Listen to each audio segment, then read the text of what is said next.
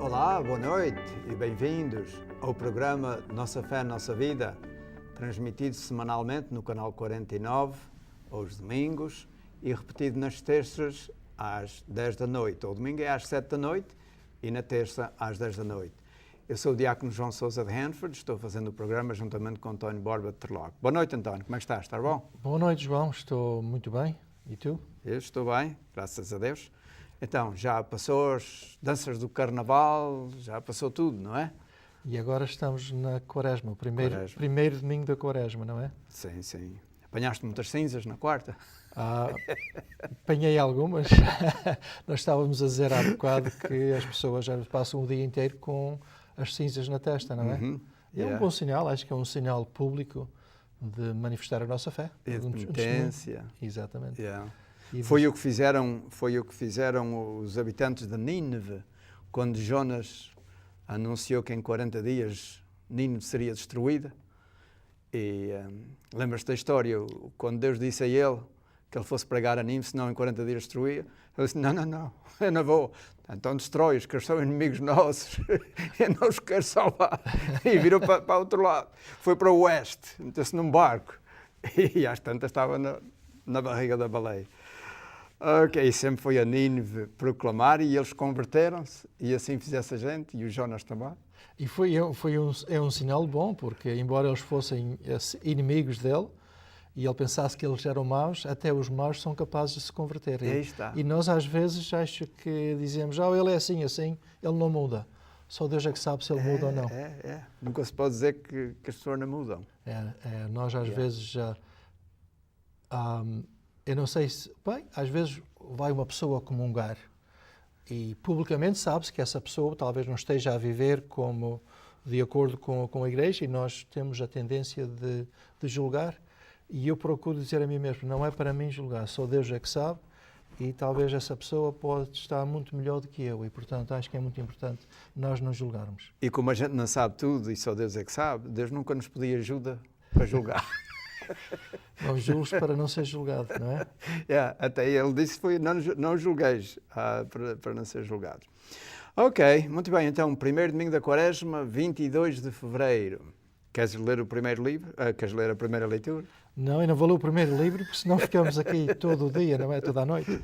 Mas vou ler a primeira leitura, que é do livro de Gênesis e que é relacionada com o dilúvio. Não conto o dilúvio todo, mas é uma parte que acontece depois do dilúvio, não é? Portanto, leitura do livro do Gênesis. Deus disse a Noé e a seus filhos: estabelecerei a minha aliança convosco, com a vossa descendência e com todos os seres vivos que vos acompanham, as aves, os animais domésticos, os animais selvagens que estão convosco, todos quantos saíram da arca e agora vivem na terra. Estabelecerei convosco a minha aliança. De hoje em diante, nenhuma criatura será exterminada pelas águas do dilúvio e nunca mais um dilúvio devastará a terra.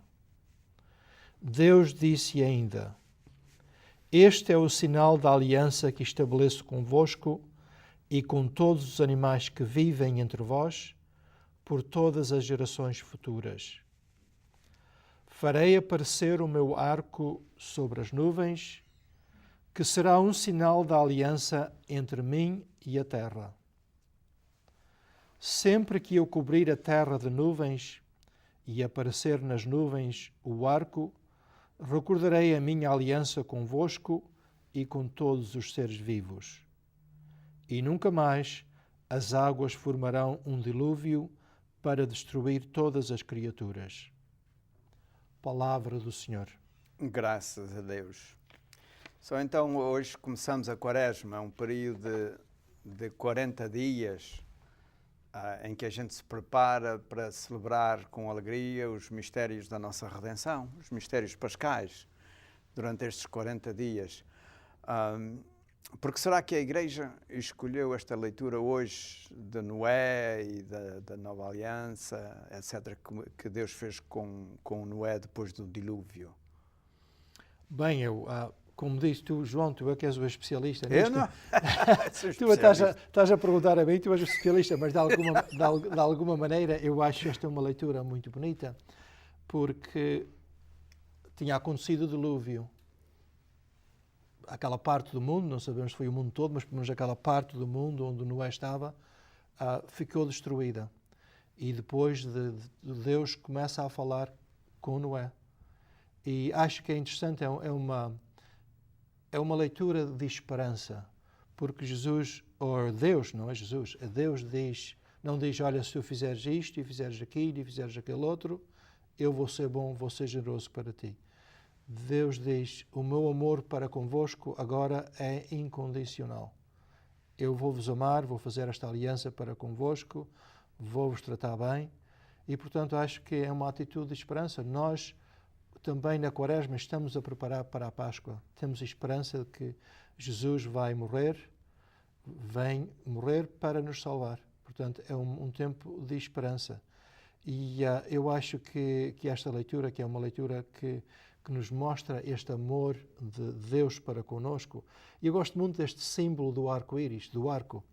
E até vinha a pensar, eu vim de Interlock, como tu sabes, 1h30 para estar aqui, e vinha a pensar nas leituras, e vinha a pensar, eu nunca na minha vida, ao ver o arco-íris, pensei que, na verdade, este arco-íris é um sinal de aliança entre Deus e nós. É um sinal de que Deus, afinal, nos ama, fez esta aliança para conosco, que nos vai ajudar sempre. Portanto, eu daqui para lá, quando houver um arco-íris, vou sempre olhar diferentemente para o arco-íris. Vais-te lembrar da aliança? Daquela promessa de Deus, daquele amor de Deus, daquele amor incondicional de Deus. Yeah. E tu, o que é que dizes? Está muito bem visto.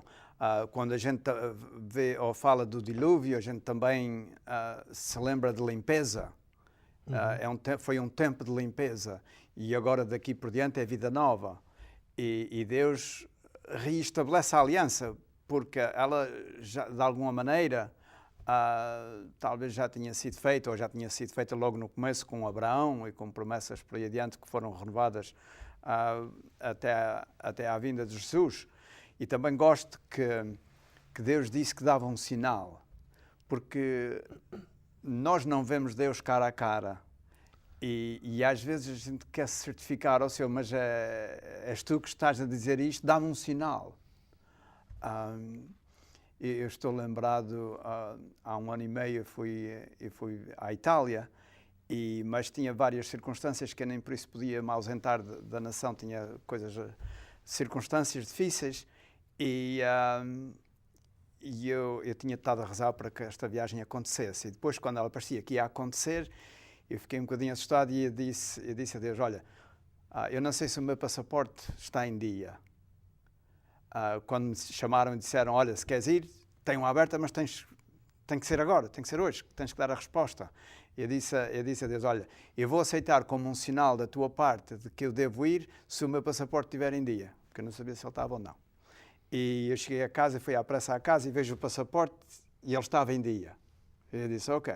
E penso que Deus estava a dar um sinal de que esta viagem eu devo fazê-la. E fiz, e tudo correu bem, e gostei muito.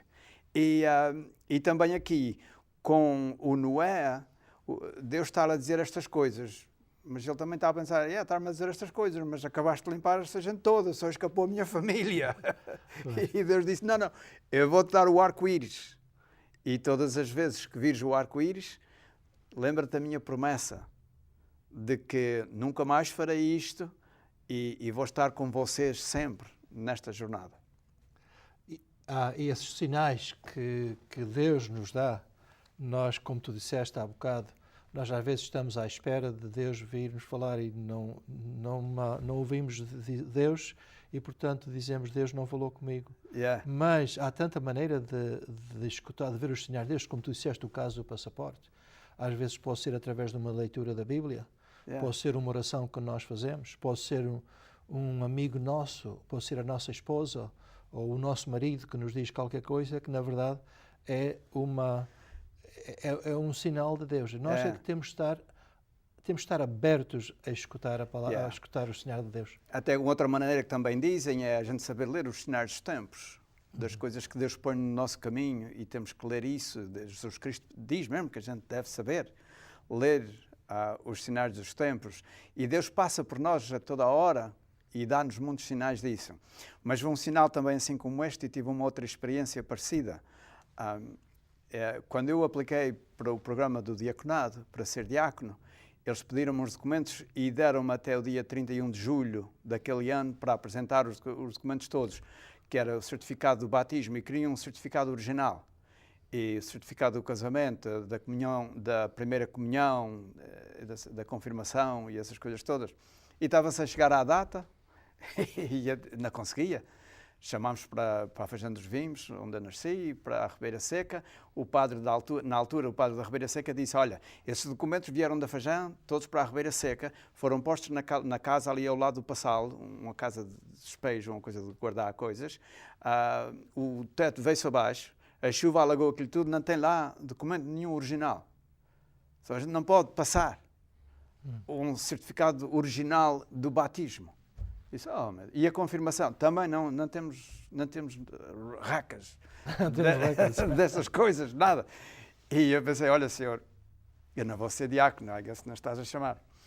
E depois houve uma função qualquer em Interlock, não me lembro porque é que foi a Interlock, mas eu fui lá e a Conceição Madruga passa por mim e ela disse, olha, João, eu quero te dizer que outro dia estava lá a ver uns certos documentos aqui na paróquia, e a gente, afinal, temos o original do teu certidão do batismo e do casamento e dessa coisa toda que a gente nunca deu para trás estes documentos quando te casaste aqui na paróquia.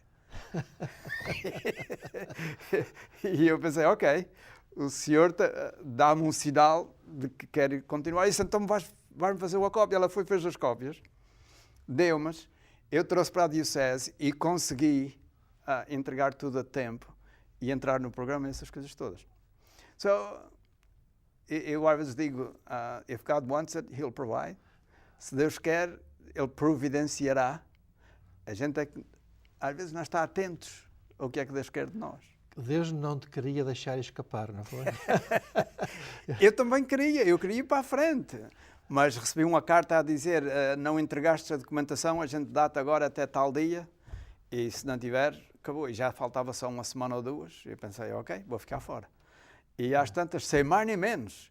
E eu pensei, porquê é que eu não tinha pensado nisto? Porque quando eu me casei em Interlock, em 1975, lá na paróquia de Nossa Senhora, eles também pediram esses documentos. Pois. E eles estão lá, estava lá tudo. Foi tão fácil, depois da gente saber. Bem, caros amigos, Deus é grande. E nós agora vamos dar-vos um minuto para vocês pensarem nestas coisas que Deus nos disse. Então, temos um intervalo de 1 minuto. Até já. KNXT thanks all its loyal viewers and respected businesses who have supported your Catholic television station. Now you can support KNXT with program underwriting by having your name, your company's name, or organization associated with your favorite program. Detailed information about you or your company will appear before and after each program or day part you select. Keep the quality and spiritual message alive and make a difference. Call 559-488-7440 today or go online at knxt.tv to find out more about program underwriting on KNXT. Olá, bem-vindos de novo ao programa Nossa Fé, Nossa Vida. Na primeira parte do programa nós ouvimos ler a história do dilúvio e do que é que aconteceu depois do dilúvio. E agora nós vamos ler o Evangelho da missa de hoje.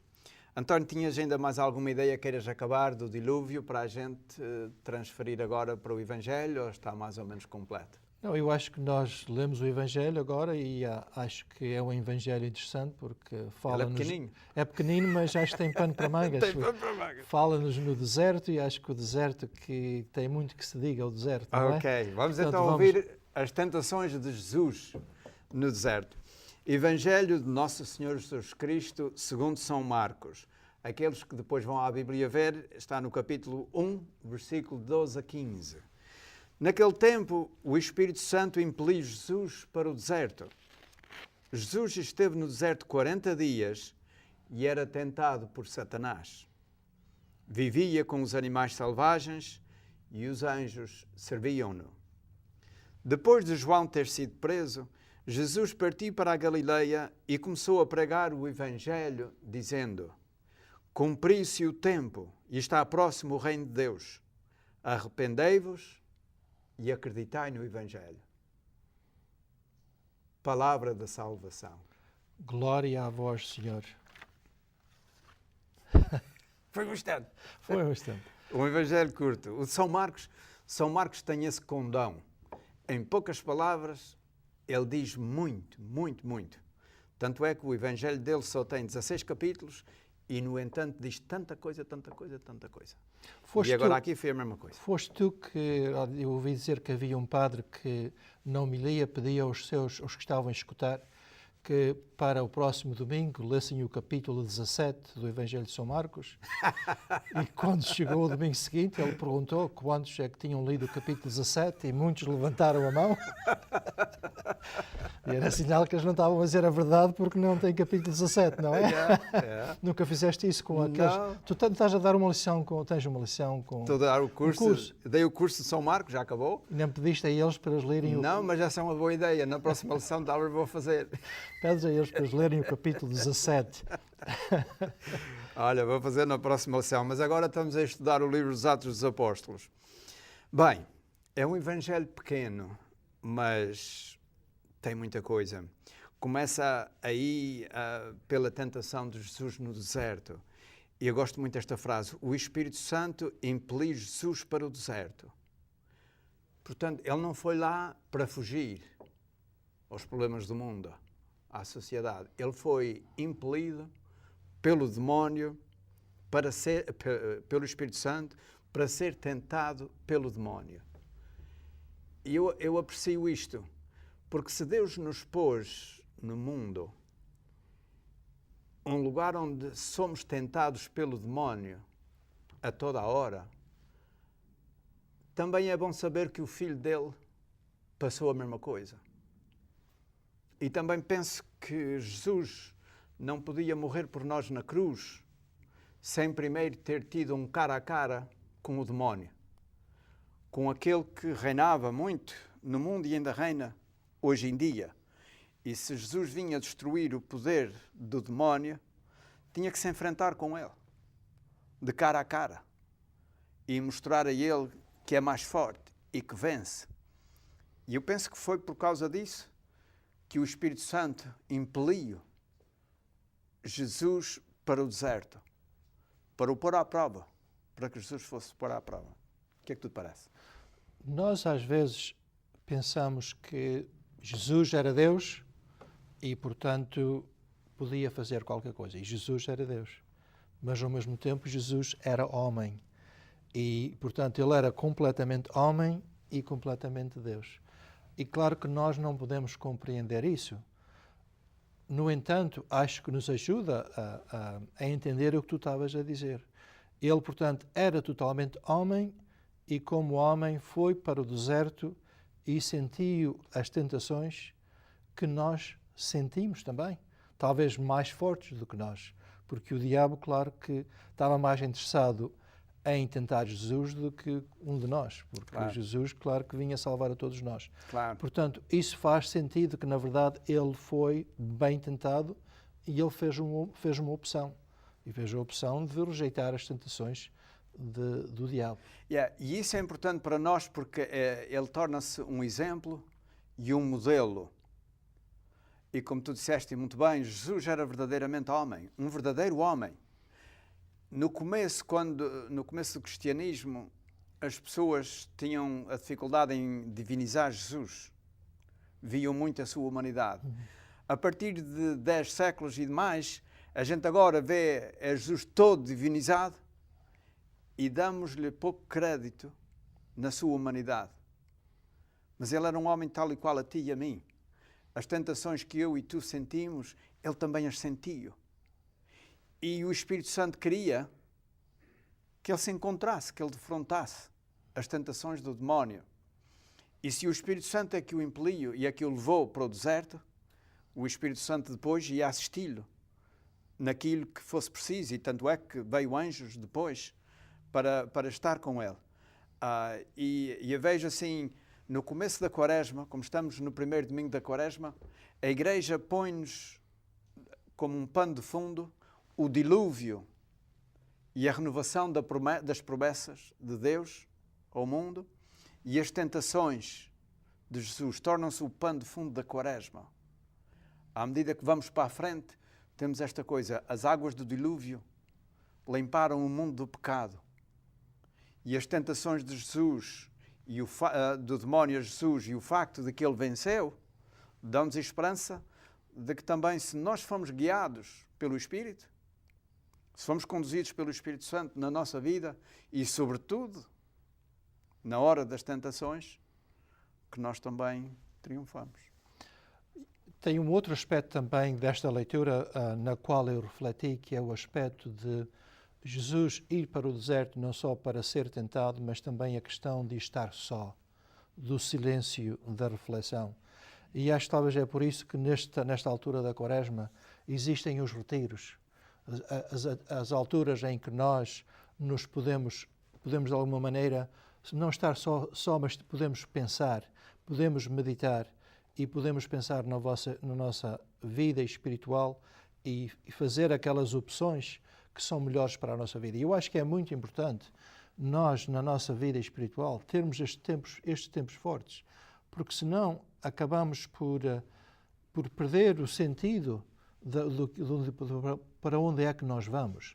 E acho que é muito importante fazer esse. Nós sei que tem os retiros em Three Rivers, tem os retiros na paróquia de Nossa Senhora da Assunção, tem os retiros em São João Batista, portanto, tudo oportunidade para nós, não sei se é ir ao deserto, mas pelo menos para irmos a uma oportunidade em nós entrarmos mais junto de nós, porque Cristo, ao ir para o deserto, estava também a entrar mais junto de si e estava-se a preparar também mais fortemente para a sua vida pública. Sem dúvida, e essa observação está muito bem feita e é verdade.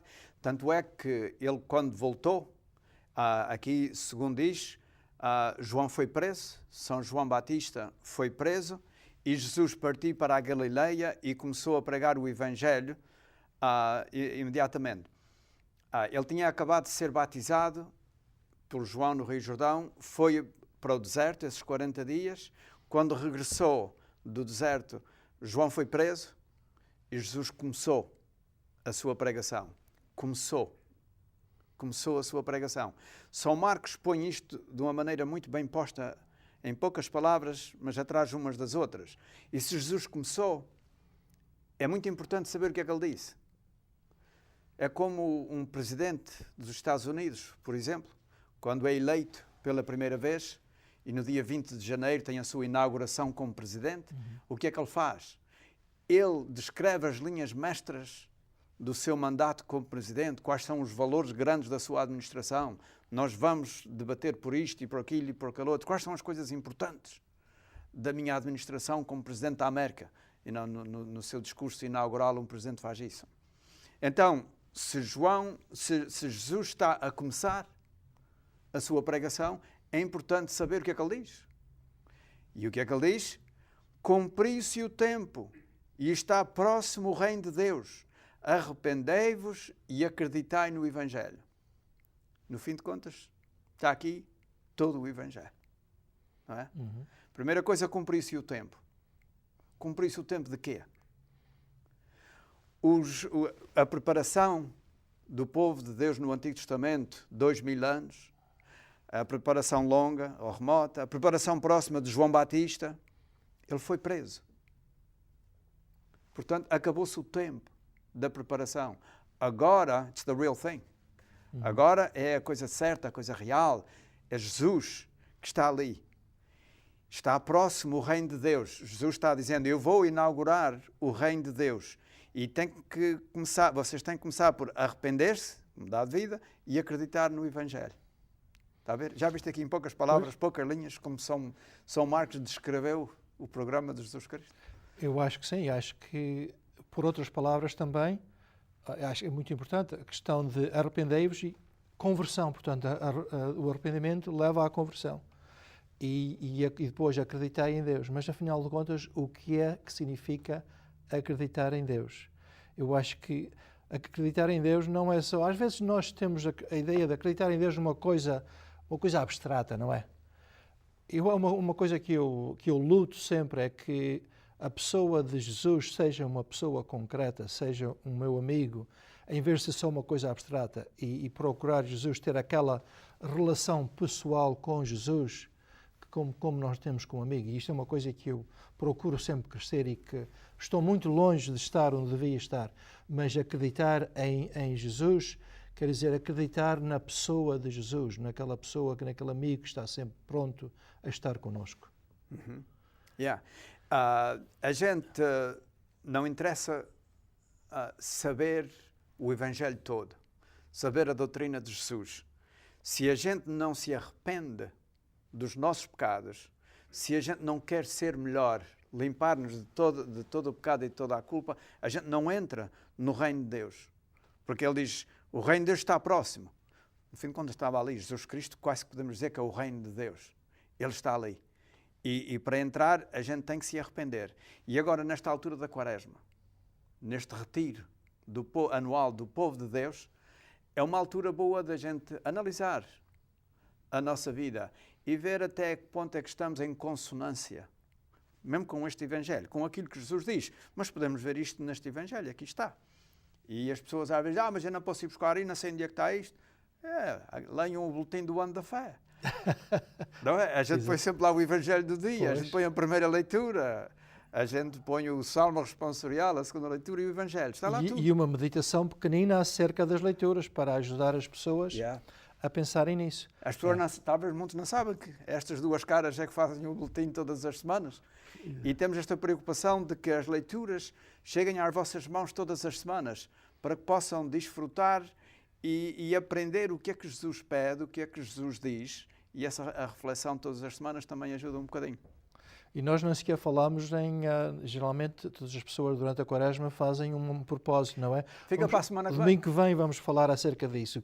O pior é que daqui a 3 semanas já vai quase a meio da Quaresma, daqui a uma semana. Não, está bem. Estou só a brincar. Bem, caros amigos, eles estão a dizer que a gente não tem mais tempo. Acabou-se os 30 minutos, estamos na Quaresma, o primeiro domingo da Quaresma, um grande começo para a gente pôr a nossa vida em dia segundo a vontade de Deus. Jesus quer-nos de coração puro nesta jornada da Quaresma para que entendamos os mistérios pascais que vamos celebrar na grande Semana Santa que se aproxima. Obrigado pela vossa atenção. Boa noite e adeus.